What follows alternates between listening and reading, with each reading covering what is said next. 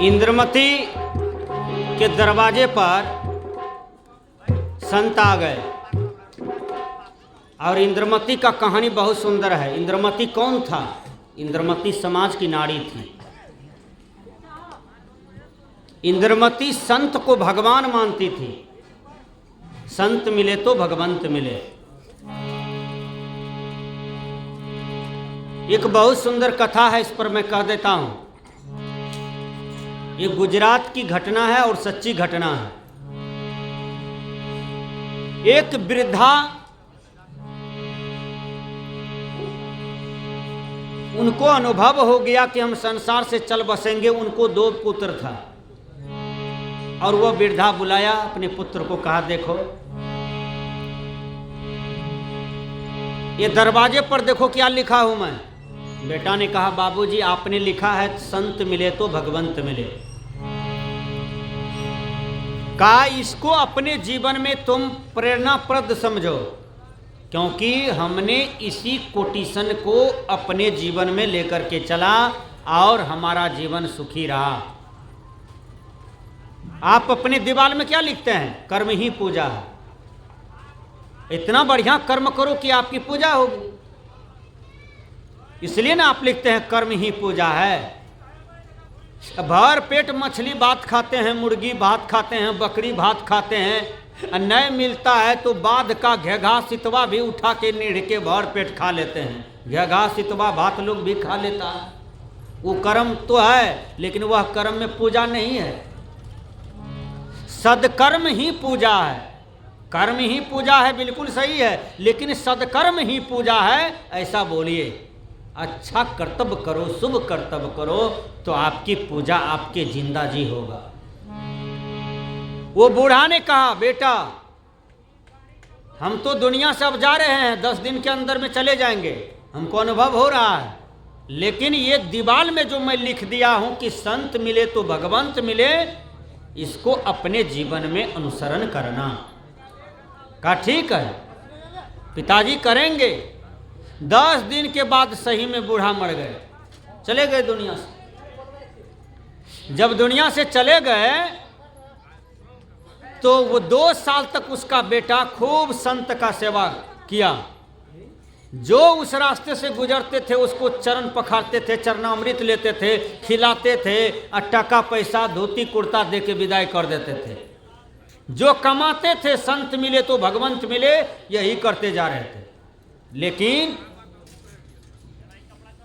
सत्यवादी परेशान होता है। सत्य पर जो रहते हैं उसको आंच बहुत आता है। राजा हरिश्चंद्र को कितना आंच आया। सत्य पर मां सीता रही। सीता को देखिए भगवान राम का जो हाथ पकड़ी मां सीता, अब वहीं से जो दुख शुरू हुआ सीता को, तो जब तक मर करके पृथ्वी में समा नहीं गई तब तक सीता रोते रह गई हैं। गुरु वशिष्ठ मिली लगन सुधायो, सूर्य मंत्र एक दिन ना। गुरु वशिष्ठ उसके लगन को ठीक किया था, लेकिन भगवान राम का जब से हाथ पकड़ी तो दुखे शुरू हो गया। लेकिन सीता आज घर घर में मिलेगा, है ना। सीता का नाम कौन नहीं जानता है। घर घर में सीता मैया का पूजा है। सत्य पर जो रही, सत्य का नैया नहीं डूबता है। सत्य का नैया कभी नहीं डूबता है और सत्य का विजय अंत में होता है। सत्यवादी बीच में घिसोटे जाते हैं, लेकिन सत्य का ही विजय होता है। प्रहलाद को देखिए कितना कष्ट हुआ, ध्रुव को कितना कष्ट हुआ, महात्मा गांधी को कितना कष्ट हुआ, सदगुरु कबीर को कितना कष्ट हुआ, बाबा मिही को कितना कष्ट हुआ, पलटू साहब को कष्ट हुआ, माँ मीरा को कष्ट हुआ। तो सत्य पर जितने जितने महामानव महामानवी चले, सबके जीवन में तो कष्टे कष्ट था, दुखे दुख था, निंदा था, विरोध था, कहीं पर मारपीट था, कहीं पर जीवन हत्या की बात भी हो गई महामानवों के साथ। विचार कीजिएगा। तो सत्य का नैया कभी नहीं डूबता है, लेकिन सत्य परेशान होता है। सत्यवादी पर विजय नहीं होता है। तो दोनों भाई खूब जम करके सेवा किया और घटे लगना शुरू हो गया। देखिए अब पिता तो कह दिए थे कि संत मिले तो भगवंत मिले, साधु का सेवा कभी नहीं छोड़ना, और संत का सेवा कभी नहीं छोड़ना। कौन कह दिए थे? पिताजी कह दिए थे। लेकिन दोनों भाई विचार करने लगा, कहा है हो भैया यह काम करा न। कहा क्या बोलते हो छोटका, बोलो। कहा भक बाबाजी तबाजी में आप शक्ति नहीं रहले। बहुत से आदमी बोलते हैं समाज में, भक बाबाजी तबाजी में आप शक्ति नहीं रहले। विचार कीजिएगा, अरे बाबाजी में शक्ति यदि नहीं रहता तो आज बाबाजी के पास जाते हैं तो 10 मिनट में आप अस्थिर हो जाते हैं, 10 मिनट में शांत हो जाते हैं, 10 मिनट में ऐसा लगता है कि कोई देवता का हम दर्शन कर रहे हैं। क्यों लगता है? क्योंकि इस पृथ्वी का यदि कोई भगवान है तो वो संत है, वो सदगुरु है, वो साधु है, वो महात्मा है। हाँ, वो चरित्रहीन न हो, बिल्कुल एकदम महात्मा वाला कर्म में हो, साधु वाला कर्म में हो, गुरु वाला कर्म में हो, तब तो उसके अंदर में शक्ति होगी, उसकी साधना में शक्ति आएगी, और तब वो संसार को जो भी आशीर्वाद देंगे वो फलित हो जाता है। हैं? आपने सुना था धर्म बाबा बहुतों को आशीर्वाद दिए, किसी को पुत्र भी हो गए, बेटी खुशी हो गई, शरीर भी ठीक हो गया। जो जो धर्म बाबा से वरदान मांगे तो बहुतों को बहुत कुछ मिल गया। तो ये संत का साधना की शक्ति है। मिथ्या हो न देव ऋषि वाणी, आपने सुना होगा। संत आशीर्वाद देते हैं तो वो फलित हो जाते हैं, वो आशीर्वाद का फल मिल जाता है। ऋषि मुनियों की वाणी कभी व्यर्थ नहीं जाता है। लेकिन ऋषि पर, मुनि पर, संत पर, गुरु पर 100% विश्वास करो, उनकी सेवा करो, उनको एक लोटा जल लेकर के सेवा भी करो, तो देखो कि तुम्हारे जीवन में तुम जो चाहोगे उन्हीं के आशीर्वाद से तुम्हें फलित हो जाएगा, और हो जाता है। द्रौपदी को किसने बचाया? ध्यान दीजिएगा, तब मैं उस विषय को स्पष्ट करूंगा। द्रौपदी को जब साड़ी खींचा जा रहा था देह पर से, आपके कन्या की देह पर से 4 ठो लड़का साड़ी खींचे रोड पर, आपको कैसा लगेगा? बोलिए। मन तो करेगा कि घर से त्रिशूल लावें और पेटे में भोंक दें। ऐसा करेगा? नहीं करेगा? गुस्सा से करेगा। कितनों गुस्सा को रुकिएगा, नहीं रुकेगा, क्योंकि आपकी इज्जत लूटा जा रहा है। तो द्रौपदी को 5-5 पति, अब 5 पति सामना में बैठे हैं, 5 पति द्रौपदी का सामना में बैठे हैं। अब कोई कुछ नहीं बोल रहे हैं। द्रौपदी चिल्ला रही है, रो रही है, गुहार लगा रही है, ए दुर्योधन, ए दुशासन, तू मेरा देवर हो, ऐसा मत करो।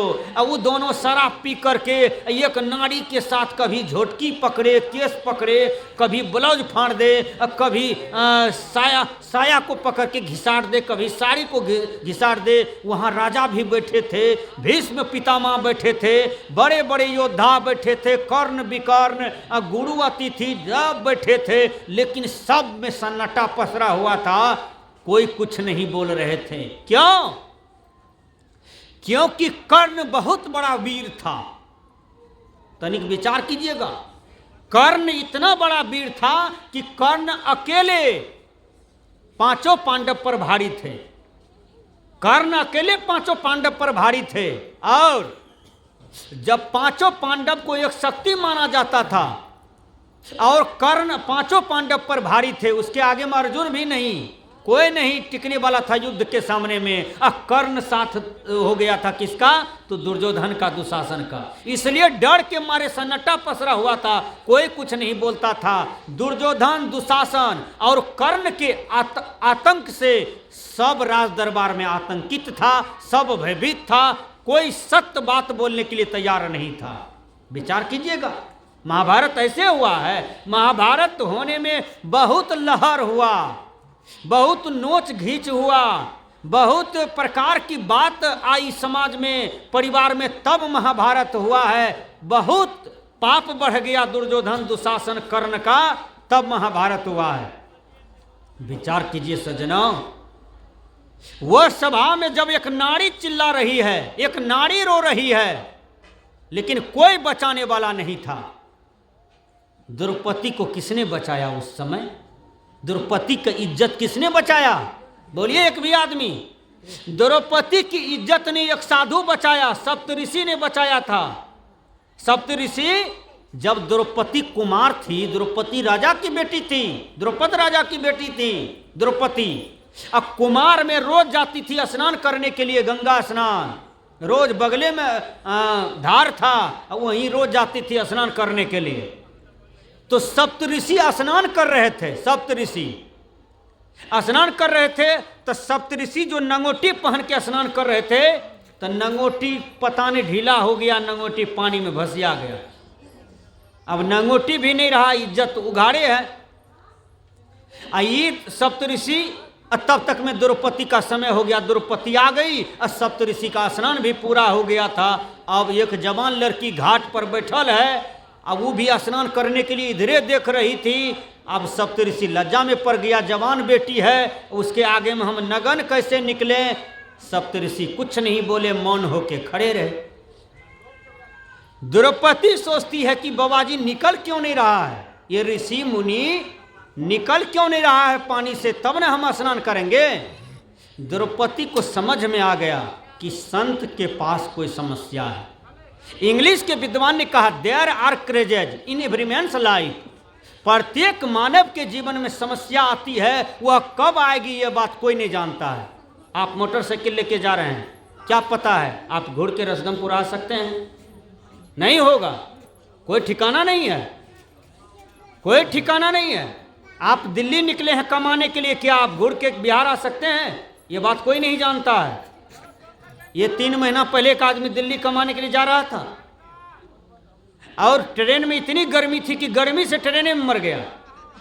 विचार कीजिए, उसका सत्संग करने के लिए हम ही गए थे, जवाने आदमी था, गर्मी से मर गया ट्रेन में, भीड़ में इतनी गर्मी थी, गर्मी से ट्रेन में मर गया। विचार कीजिए, लेकिन जाने के काल में कितना खुशियां होगा कि मैं दिल्ली जा रहा हूं, मैं पंजाब जा रहा हूं, और कमा करके 500 गड्डी लाऊंगा, जमीन भरना लूंगा, जमीन का रजिस्ट्री कराऊंगा, बाल बच्चे में रुपया का खुशियां लुटाऊंगा। विचार कीजिए कितना मन में बात होगा, लेकिन मर गया बेचारे रास्ते में। सब चीज की गारंटी है, लेकिन जीवन की कोई गारंटी नहीं है। तो मैंने कहा कि द्रौपदी वहां बैठी है, सप्तऋषि सोचते हैं कि ये बचिया चली जाए तब हम निकलेंगे, लेकिन द्रौपदी के जीवन में साधु का ज्ञान था, गुरु का ज्ञान था, सत्संग वाला ज्ञान था। जैसे आप लोग सत्संग में बैठे हैं और एक एक बात को सुन रहे हैं कि साधु क्या बता रहे हैं, उसी प्रकार द्रौपदी सुनती थी सत्संग कुमार में। द्रौपदी समझ गई कि साधु महात्मा के जीवन में भी कभी प्रश्न बजरते हैं, हो सकता है इसके जीवन में समस्या आ गया है। द्रौपदी साड़ी को चीर करके नंगूटी बना करके फेंक दिया। सप्तऋषि लोकना चाहे, द्रौपदी का और 100% विश्वास हो गया कि इसका कपड़ा गड़बड़ा गया है। देखिए, इसका कपड़ा गड़बड़ा गया है, फेंक करके दिया। दान सफल नहीं हुआ। दान कभी भी किसी को कीजिए तो शुद्ध मन से कीजिए। 100 टका दैयो रहे हैं, मन में है कि भक्त बेकारे हो रहा है, तब तो बेकार न हो गया। पवित्र मन से दान कर दिए, दाहिना हाथ से दान कर दिए, बायां हाथ को पता नहीं चले। मोहम्मद साहब ने कहा है कि आपने दाहिना हाथ से दान किया, अब बायां हाथ को पता नहीं चला, कभी इच्छा भी नहीं किए कि 500 जो दिए थे बाबा जी को पछतावा नहीं होना चाहिए। यदि पछतावा हो रहा है 3 दिन तक तो बेकारे हो गया, देख के भी बेकार हो गया। विचार कीजिए, दान कीजिए, भूल जाइए, कोई इच्छा नहीं, कोई फल नहीं। संत को हमने दिया, गुरु को हमने दिया। अच्छा, एक बात थोड़ा ध्यान से सुनिएगा, खाता ले करके, आपका खाता जो है बैंक वाला पासबुक, और वो ले करके चले जाइए सीधा बैंक, और खड़े हो जाइए पुर्जा भर के, और टका 10,000 भर दीजिए, आपको दे देगा, क्योंकि आपने जमा किया है इसलिए आपको दे देगा। आपके चेहरा देखेगा वो देने वाला, और आपका हस्ताक्षर मिलाएगा, दोनों चीज़ देखेगा, मिल रहा है तुरंते वो टका निकाल के दे देगा। जमा कौन किया था? आपने। और टका किसको दे रहा है? आप ही को दे रहा है। या आपके दूल्हा जाएगा लेने के लिए, वही खाता लेके कि हमर कन्या चाहिए, देखिए लाठी तोरा दिल पर तो मर जाएगा, उसको नहीं देगा। पुलिस आ जाएगा, मंजूर है। प्रधानमंत्री राष्ट्रपति भी हेलीकॉप्टर से आ जाएंगे, नहीं देगा उसके दूल्हा को, नहीं उसके बेटा को देगा। और जो जमा किया है वो बीमारो है, छाप लगा देगा तो उसको दे देगा, क्योंकि उसने जमा किया है। उसी प्रकार आपने धर्म खाता में दान किया है 500, 1000, 10 टका, 1 किलो चावल, 1 किलो दाल। कल मेरे यहाँ बहुत बड़ा भंडारा हुआ, यहाँ से भी लोग सब गए थे, और एक आदमी 7-8 किलो नीमके ला करके रख दिया, खाली नमक। हम के भाई हमको बैल गाय है जितना नमक ला के दिए हैं, सत्संग का बचा हुआ नमक गल पच के रह जाता है। विचार कीजिए। अब किसी को देते हैं, कोई लेबो नहीं करता, कहता नहीं बाबा जी बोला नहीं लिए, कर्जा चढ़ जेतो, बाबा जी तो सब खाए का अधिकार है, अपना का खाए का अधिकार नहीं है।